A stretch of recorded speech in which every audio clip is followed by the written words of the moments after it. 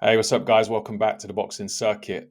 Just jumping on to do a little midweek report, looking at some of the news from the world of boxing. There hasn't been a huge amount of news this week, or last week, to be fair. We obviously came off the box office between Liam Smith and Chris Eubank Jr. a week and a half ago now. Last weekend was more so dominated by the UFC. So there hasn't been a huge amount of fights for us to review. And it's actually been quite quiet on the news front, but there are a couple of topics that we can jump into. So I thought it was worth putting a video together. Let's run through those topics. I can give my view. It'd be great to hear from you guys as well. So, I was listening to an interview with Eddie Hearn earlier on Boxing Social, talking about an update on the AJ Wilder fight. Now, I don't know if it's time we just stop talking about AJ and Wilder because, if you remember the lead up to what was meant to be the AJ and Dylan White fight, the word on the street, as per Eddie Hearn, was that the fight between Anthony Joshua and Deontay Wilder was all but sealed.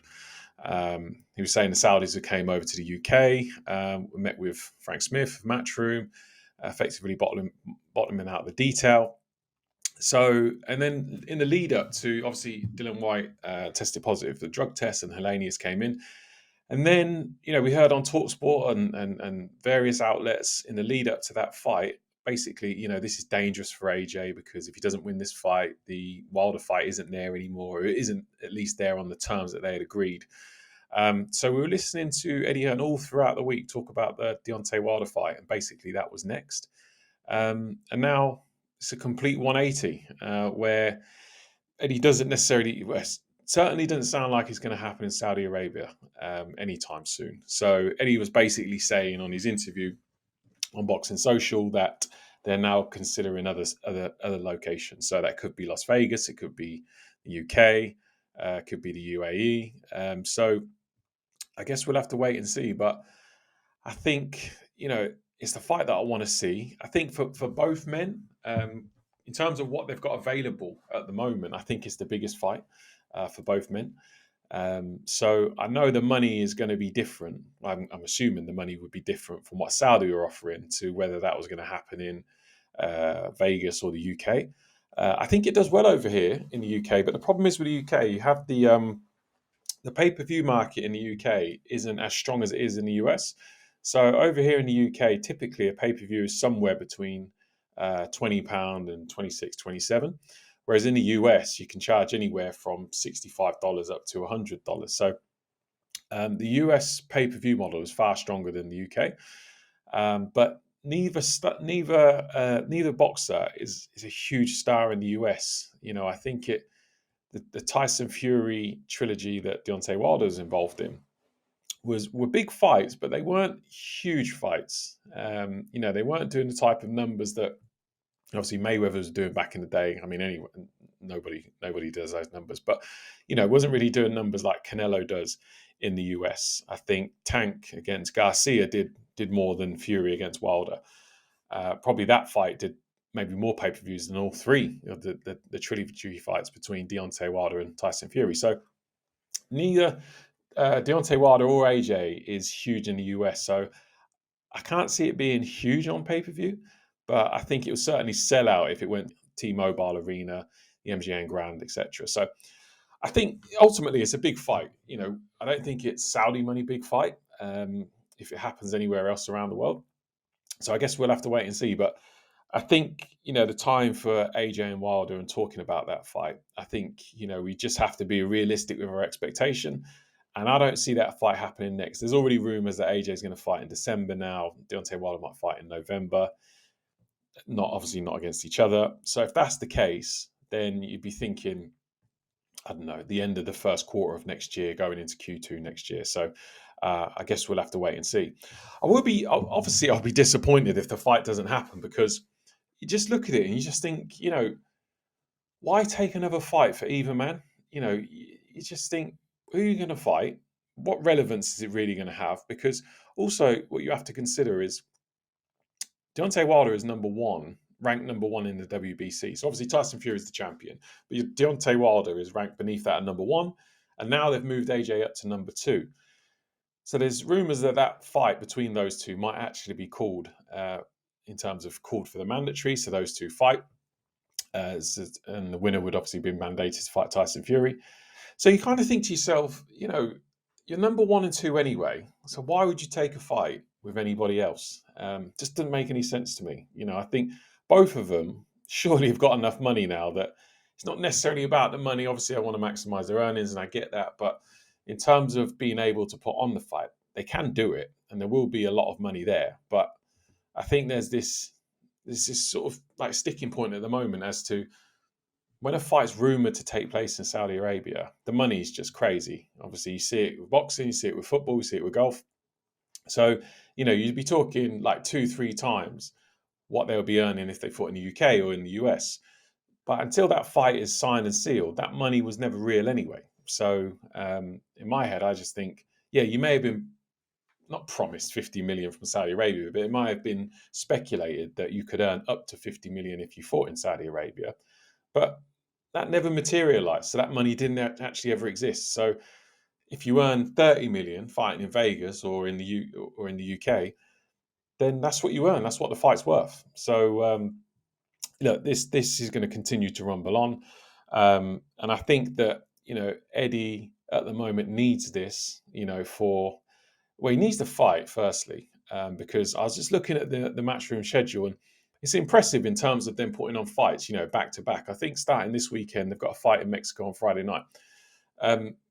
After this fight in Mexico, I think they go to Orlando the weekend after. I think you've got Conlan Wood, or you've got J.R. Pataya, I think, fighting in London. Then you've got Conlan Wood and various others. But they haven't got like a superstar fighting within the next sort of 2-3 months. So I think that Eddie's going to continue to sort of spin the narrative around Deontay Wilder because it keeps AJ's profile high, obviously, and also I think that they really could do with that marquee fight. So let's see what happens in with regards to that fight. Like I say, I think it has to happen. I think it will happen, but I just don't think it's going to happen anytime soon. So that's AJ and Wilder. I also heard on the interview, the same interview that Eddie did on Boxing Social, that there's talk that Conor Benn might actually fight next weekend in Orlando. So Matchroom are putting on a card in Orlando, and there's talk that Conor Benn may fight on that card. So I know he's cleared to fight. So I don't think any of us really know what's going on with him and UCAD at the moment and the Boxing Board of Control. But what we do know from Eddie Hearn is that he is cleared to fight. Now, I don't know if that's cleared to fight in this country or whether he's cleared to fight outside of this country. To my understanding, he still doesn't hold a British Boxing Board of Control license. So I highly doubt he can fight in this country, which is perhaps why they're trying to get him to fight in Orlando.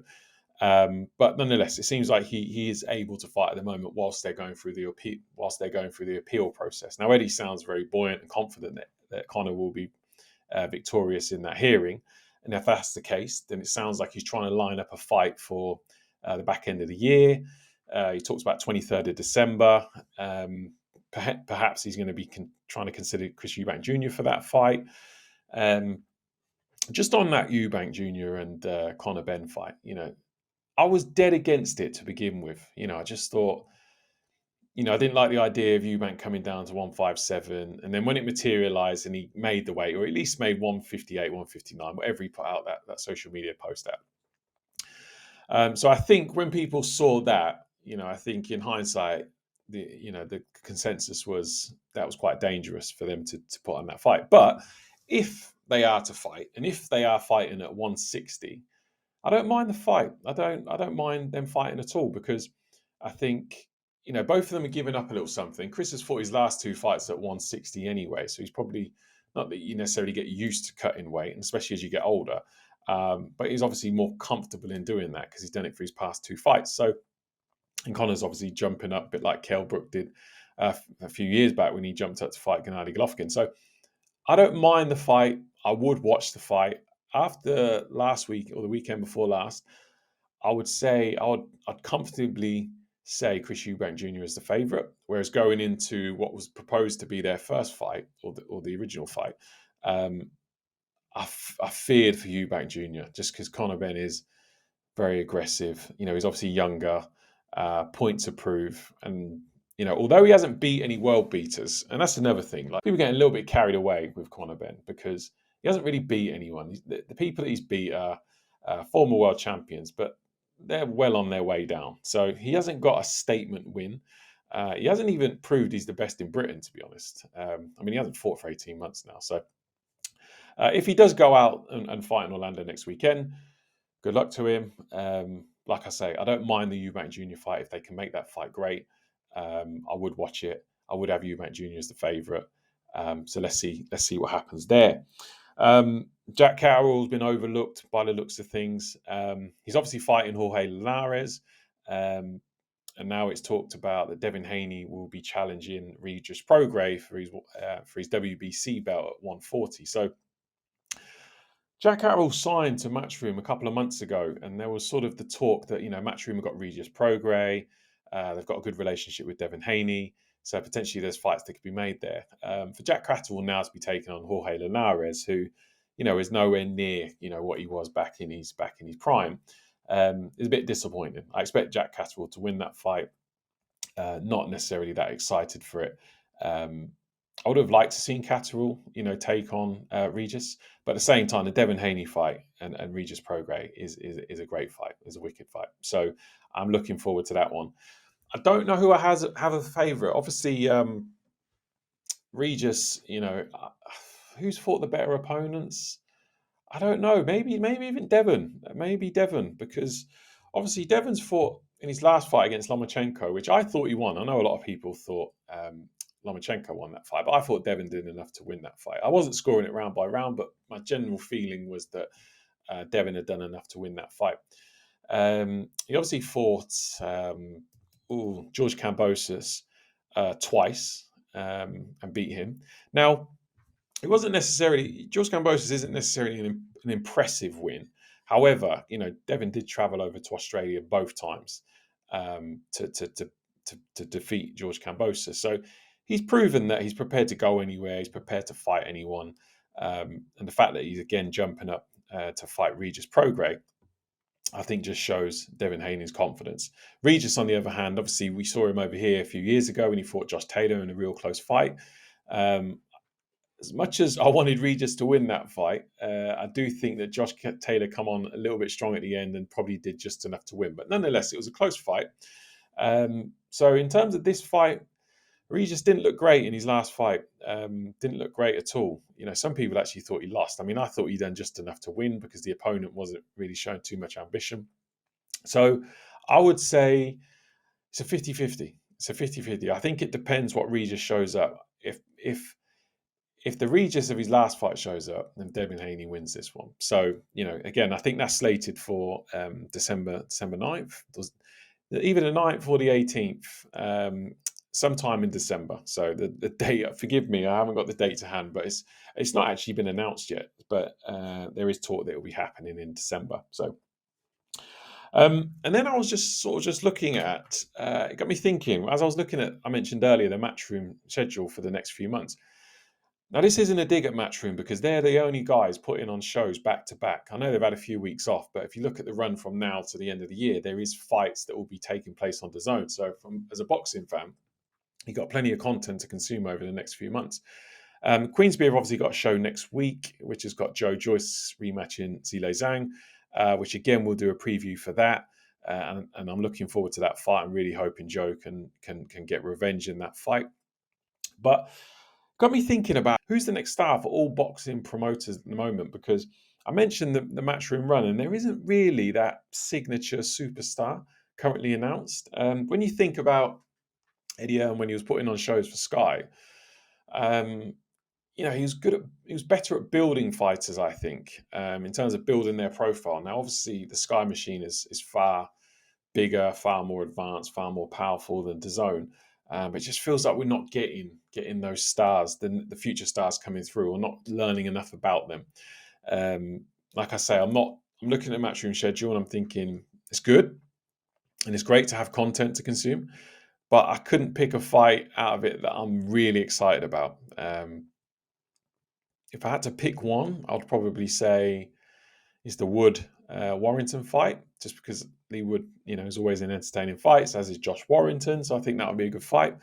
But outside of that, nothing nothing to get me too excited. I know that he could still add some bits and he could still pad out the undercards, but I think it's a bit of a loss that obviously I know he wasn't signed to him, but Fabio Wardley has fought a lot on Eddie Hearn's card. So the fact that he's now fighting David Adelaide in Saudi Arabia on the undercard of Fury and Ngannou, I think is a bit of a loss to Eddie, because Fabio Wardley, you could say, is the next up and coming heavyweight from the UK scene. Anyway, he's current British champion, and he's always in entertaining fights. His last one was entertaining. He's undefeated so far, big banger. So it's a bit of a shame Eddie's lost him, wasn't able to put that fight on. I know they tried hard for the Fraser Clark fight, but that didn't materialise. So yeah, I'm just looking at it thinking, who's the next star coming through? You've obviously got Katie Taylor taking on Chantel Cameron, but I just think Chantel's too big and too strong for Katie. I think she can do exactly the same thing again, and that will be that. I don't know where Katie goes afterwards because it'll be 2 losses on the bounce. Is there still the appetite for the Serrano fight? Maybe, maybe not. I know Serrano is due to take on a defense of an undisputed title next in I think she's going for 12 3-minute rounds. So pushing boundaries is old Serrano there. So good luck to her. So yeah, I was just Matchroom at the moment.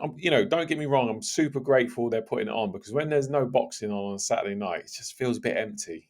So I'm not a huge football fan. So I really rely on the boxing. So hey, Matchroom, this isn't a dig at all. Just saying, looking out for where the next stars are. You look at Queensberry, they're obviously putting on Joe Joyce and Zhilei Zhang next week.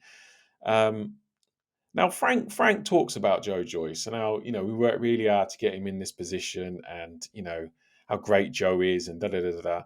Let's rewind the clock back. A couple of years ago, he was all in on Daniel Dubois, all in on him. So when Daniel Dubois and Joe Joyce fought, he was Daniel was his man. Let's put it that way. And ever since, obviously Joe Joyce got the victory then, Frank's changed his tune a little bit. So just thought I'd put that out there. But outside of that, I mean, on that card, you've got Anthony Yard in what, for me, is just a disgraceful fight. Why he's fighting Ricky Summers, I do not know. Talk about 1 step forward and 5 steps back. What a waste of time. Now, I heard Tunde talk about this. Now, I like Tunde and Spencer. They do, obviously, the Fight is Right on a Sunday. And I listen to their show quite often. And he talks about, these guys aren't gladiators. He went for a tough fight in his last one. So this one he's coming back. But, I just don't think that's the right way of doing it. That's why Anthony Hard, for me, isn't gaining traction. He doesn't sell out, doesn't shift loads of tickets. And I think because it's this stop, start to his career. So, we'll see what happens there. Obviously, it's all pretty much a foregone conclusion. Anthony Yard will win that fight. And then you got Joe Joyce headlining. So, but outside of that, again, Frank's quite light as well because his man Dennis McCann drew last month against Baluta. I know Frank was expecting a big performance there. The heavyweight that they signed, Moses Atoma, he's not quite taken off yet. Suffering a little bit like Fraser Clark, sort of in, the matchmaking isn't great. So the fights aren't that exciting. So I'm just looking at it thinking, where's Queensberry's next star? Got Liam Davis again. He's a good fighter, very good fighter. But again, the profile is just not there. So Queensberry, I know they're trying to do their thing in Saudi at the moment with Tyson, and I'm sure they'll be earning plenty of money off that, and that's obviously their priority. But you got to think about bringing these stars through, and at the moment, not seeing it. They've obviously got David Adelaide who's taking on Fabio Wardley next month. Now, I expect Fabio to win that fight, and then for Adelaide to go back to the drawing board. But we'll see what happens there. And then you got Boxer, which I just don't know what's going on with Boxer at the minute because. Yeah, what Sky and Boxer are doing, I'm not sure. I could do a whole video on Sky and Boxer and what's going on at the moment because what is going on at the moment? Like, it's just, I don't know, stop, start. They put on, obviously, Liam Smith Eubank Jr. a week or two ago. They did their best to pad it out, but the reality was, majority of those fights were foregone conclusions, and it wasn't that exciting of a night. I enjoyed the main event. Terrible heavyweight fight between Fraser Clark and Dave Allen. Adam Azim, you know, he's coming through, so it's probably what he needed. For Adam Azim, he's coming through, so he needed that. But wasn't the most entertaining of fights. And then further down the card, I mean, Florio Marco didn't even make the TV, and he was the one that I was looking forward to leading up to the event because of the trash talk that was going on between him and his opponent. So I thought that was a bit. The main event obviously was a good one, good fight. Eubank Jr. got the job done, but I was disappointed on the overall card. So yeah, you look at Boxer and you think, who's next for them? Obviously, they've got Dan Aziz taking on Joshua Buatsi next month. I don't know who Ben Shalom will be rooting for in that fight because they've built Dan Aziz up, British, Commonwealth, European champion. Like Dan's their guy, but then they paid a lot of money to bring Buatsi over. So I don't know, because you've obviously got Anthony Yard, and irrespective of what I've just said about Anthony Yard in terms of taking on Ricky Summers, I stand by that. I don't see, the relevance in that fight.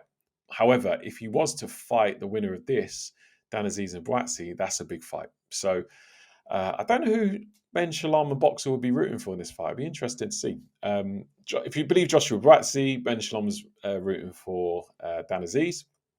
But who do I think? It's a bit early to tell. I mean, again, I talked about this in when I was talking about the Chris Eubank Jr. and Liam Smith fight, and what I think is better for boxing. Now, I think if Dan Aziz wins, that's better for boxing because Buatsi's career is just I don't know, man. It's just stop start. I don't know whose fault it is. But it just hasn't taken off the way you would have hoped. Now, when he first come on scene on Sky, everyone was hyped about him. He looked good, sharp, looked like he could punch. And then, he's just stalled. I know he's had a couple of injuries, but he's turned down world title fights. Obviously, he's had fallen out of Eddie Hearn. Just very, very surprised. So I think for the good of British boxing, it'd be good to see Dan Aziz win. But look, again, hopefully wish the best to both fighters. But yeah, outside that, and then obviously the Akoli experiment was just an absolute disaster for Ben Shalom. I say, was it a disaster actually? Because Bilham Smith obviously was one of their guys as well, but he was MATCHROOM before that. Well, so was Akoli. But again, for the good of boxing, probably that was the right decision or the right outcome for Bilham Smith to pick up the win. There is talk about that rematch, but it's gone really quiet on that front. So it'll be interesting to hear from them what's happening there. But yeah, I don't know. You've obviously got Adam Azim, Lauren Price, Fraser Clark. I think they were hoping it, but for me, I've seen enough of Fraser Clark now to think that he's not going to reach the heights that we would have hoped he would. You've got Lauren Price, Caroline Dubois. So you've got some good female boxers there. If they can start to make those fights, then you've got something there. But the likelihood is, Natasha Jonas will probably retire before taking on these. Michaela Mayer, will she want to take on Dubois or Lauren Price? Unlikely. So, I'm looking at it and then who's the other guy? Sorry, Ben Whitaker. Again, flashy. Another one, bit stop-start, picked up another injury. Meant to be on the show last weekend, wasn't on it. Talks a lot. I just think if he says he's that good and you think he's that good and he looks all right, then up the opponents. No one wants to just see these one-sided blowouts. Like, it's a waste of people's time. It's what sparring's for and fighting behind the scenes. When I say fighting behind the scenes, I don't mean on the street. I mean, fighting on the smaller hall shows, where you're not hyping it up. If you want to put them on those fights and against some of those calibers of opponents, then do it. But don't do it on box office shows because it's just a complete waste of time. It's a waste of the audience time. It's a bit like when Prince Nassim's son fought that guy on the undercard of Dubois and Usyk. Like, what was that about? Again, complete waste of time. Didn't do anything for anybody. So in terms of like the up and comers, you would say boxers got some potential, but they need to just start putting shows together. I don't know if they've wasted all their budget already, but they're just not consistent enough. So I would like to see some more consistent shows. I don't even mind the next gen shows for boxer, but just get the guys and girls fighting, so we can start to invest in them. We can start to build their profile. So yeah, I know I've talked a bit there about sort of the potential of the stables. So yeah, let me know what you think as to who you think got the better stable coming up. Who would I say at the moment? you could say boxer. Maybe they're a bit light on shows at the moment, but maybe showing potential for fighters coming through. But then again, Matchroom's such a big platform, got such a big profile that when fighters get to a certain level, chances are they might just jump ship and go with Eddie because Eddie's the guy. So yeah, we'll have to wait and see. Anyway, look, I'm going to wrap it up there because I thought this was going to be a short video. It's gone on to be a much longer video, but it was good covering those topics. So let me know what you think. We'll be back again if there's some breaking news to react to that. If not, then most likely we'll be back early next week, looking ahead to the Joe Joyce Zhilei Zhang rematch, which I'm really excited about. So I think it's an interesting time for boxing. There's a bit of a lull. US boxing, maybe I'll do an episode on the US scene, talk about what's going on with Shakur Stevenson, talk a little bit more about that. Where's Andy Ruiz at? Frank Martin, and obviously Shakur were meant to fight, they're not. Is Tank coming back? Gerard Anderson, who's keeping active. So there's quite a lot going on in the US. Maybe I'll do a separate show on that.